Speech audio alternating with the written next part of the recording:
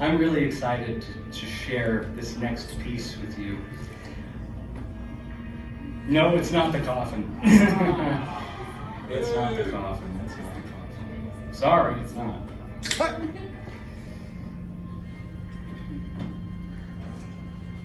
I'm sure a few of you might recognize what is clamped into this, but in case you haven't, or you don't know what it is, in the record shop, there's a booth where you can make your own record.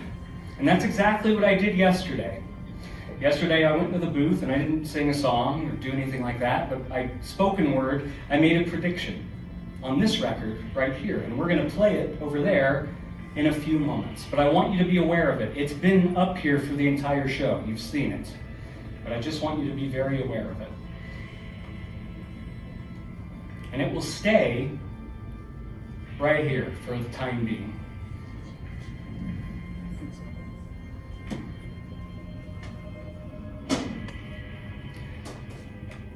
As mentioned earlier in this program, if you were paying attention, I like to collect weird things. Another weird item from my collection is inside of this box. And it's another item that has to do with the occult. Big shocker. There's many different practices of occult doings and things throughout history. It's a very fascinating thing to delve into if you have the time. And there's a lot of items that people used for occult practices, and that is what is inside of this box. There was a practice in the late 1800s known as bibliomancy. Bibliomancy, in short, was the practice of seeking spiritual guidance from asking a question in your head, a question that you wanted to know about your future, something that you were worried about. You would then select a random book, and then from that book, you would open up to a page. Some people, to make it even more random, would put the spine down and would allow the book to open up to a freely random page. From that, the person would close their eyes, they would hold their fingers up and allow their fingers to be guided either to the left side of the page or the right side of the page. Whichever side they were guided to, they would then run their fingers up, down, side to side, wherever they felt like they were being guided spiritually. And then, once they felt that urge to stop, they would stop, open up their eyes, and whatever passage or sentence or word that they landed on, it would then give you guidance. That was your answer to the question to your future that you have in mind. That's what bibliomancy was in short. And this became so popular, in fact, that people began making, bookstores and things began making bibliomancy bookmarks for the people that were doing this. And they also made these, which is a bibliomancy bookmark, but it's also a bibliomancy card. You can see right here, there is a window in the center of this card and an eyeball, Latin word. This is the oculus, Latin for eyeball, the image of the all-seeing eye, which is prevalent in many occult tomes and imagery. And it says, "Upon the pages let me glide, and the circled word shall be your guide." So let's get someone to come up here. We are going to try out a little bit of a different demonstration of bibliomancy. So, who would like to help out? Oh wow, they singled you out pretty quick. Come on up. Yeah, oh yeah, you're sandwiched in between two people that are pointing at you.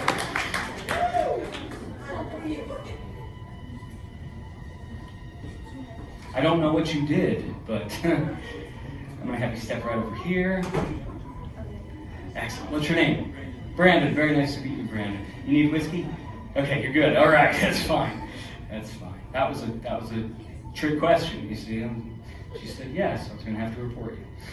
Okay, so I want you to get a nice close-up. It's very cool to look at. Now, they made these in gold. They made them in copper, some in silver. This one isn't as ornate. This was probably made by a publishing house as a souvenir item, but it's still very pretty, and it is very old. So be careful with it when you're holding onto it. And I also have 3 books. The 3 books that we are going to be using are Frankenstein. Yeah. 1 for Frankenstein. Again, Dracula. And the collective works of Edgar Allan Poe. Keeping very much on brand, yes, because why would we stray away and do Pride and Prejudice or something? But this is what we're using. Okay, I'll take that back from you. And I just want you to, which one do you feel drawn to just right off the bat? Poe? All right. You had to go with the Poe show. Thick Poe show. I threw up in my mouth. All right, I want you to open it up to any page that you want. Try not to rip down table. That one right there. Okay, which side of the page do you want? The left. Okay, we're going to place this down. I'm going to place the card right on top. I want you to hold your 2 fingers out for me like this. You're going to place them down on top of the oculus, right there on the center of the window for me. And I need to do like I said. You're just going to either move the bibliomancy card down, up, side to side, whenever you feel that impulse when something, maybe something outside of yourself tells you to stop, that's where you're going to stop, okay? Oh, he moved over to the other page, that's fine. That was a choice, you were guided to do that. Right there, okay. We're going to open it up just for a second so we can see. Okay, let's say that, well, how many words would you say that you touched, nicked, circled? How many would you say?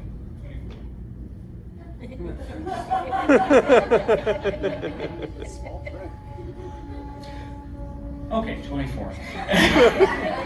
In reality, how many would you say that you circled?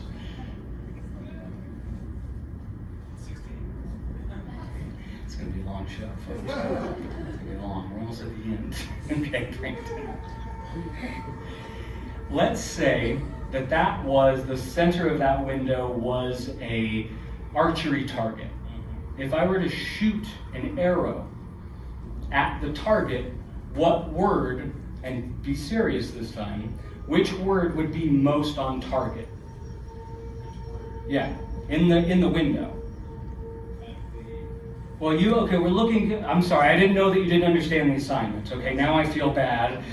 We're looking through the window here. Okay, so what would be the center of that target if I were to make it an archery target? The bullseye, correct. Yes, what would be the word that would be bullseye? Yeah, right. Darkness, I believe. Yes, darkness. If you had to choose a word other than darkness, Brandon, what would you go for? Center bullseye. That's what I'm saying, darkness. There's no other words there? Short time, madam. But you want dark, you don't want time. No. You want darkness. Shit, okay. No, this was not as fun as I thought it was going to be. I'm not excited anymore. You didn't want time. You want darkness.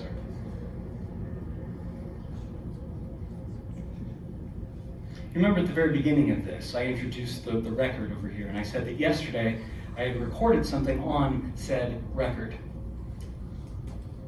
We're going to play it in a moment. Right over there. But I really want to emphasize, out of all the 3 books, you chose Edgar Allan Poe. If you would have ended up choosing one of the other books, we would have ended up at a different page. We would have ended up at different words. You could have opened up to any page that you wanted to. I had you pick a page. Originally, you went with the right side, and then you changed lanes abruptly, and you went over to the left side.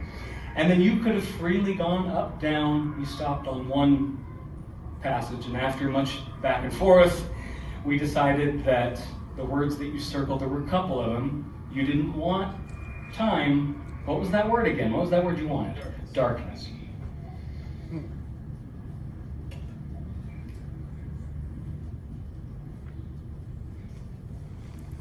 And you can verify that I'm not going to switch this out or do anything funny.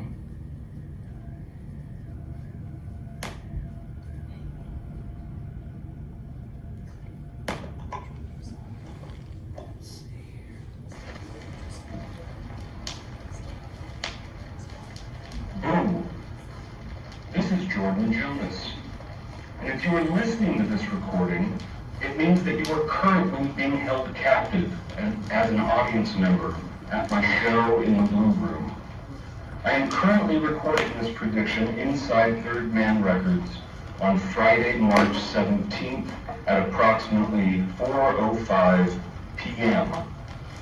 I have the intuitive sense that during tomorrow evening's performance, whilst demonstrating the practice of bibliomancy, the person helping me will choose two words. They will not want the word time, and instead will choose the word darkness. This ritual self-destructive.